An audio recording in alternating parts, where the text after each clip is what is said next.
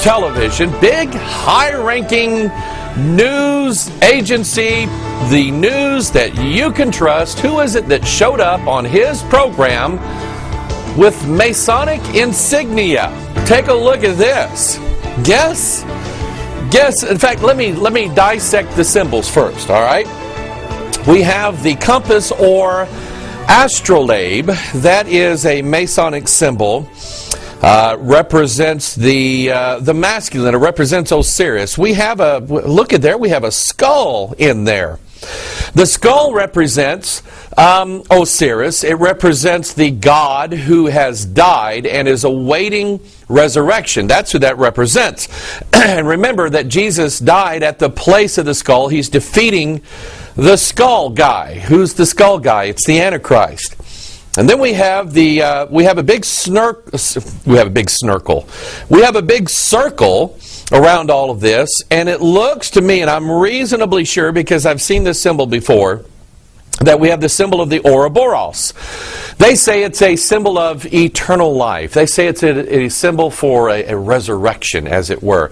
It's the snake with the tail going into its mouth. Manly Hall, Albert Pike, all of the other New Agers, they say that the mouth, of course, is the sacred feminine, Mystery Babylon the Great, the mother of harlots.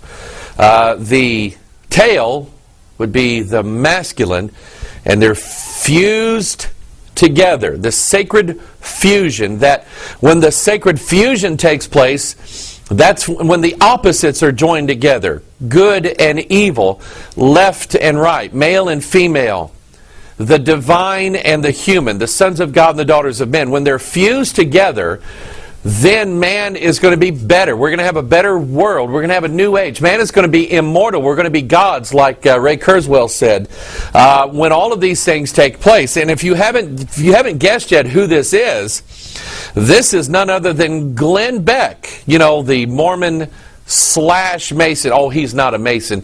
If he's a Mormon, he is practicing Masonry under a different veil. That's what it. In fact, here he is. Look at his little cummerbund there. Skull and crossbones. Is he a member of the Skull and Bone Society? No. But the idea of symbolism. And by the way, this is his magazine, Fusion Magazine. You know, two things fusing together. When you have, let's go back to the Hegelian dialect. You ever heard of the Hegelian dialect? I think it's Friedrich Hegel, German. Well, you know, some good things have come out of Germany. I love bratwurst, all right? And I love sauerkraut. And the two together are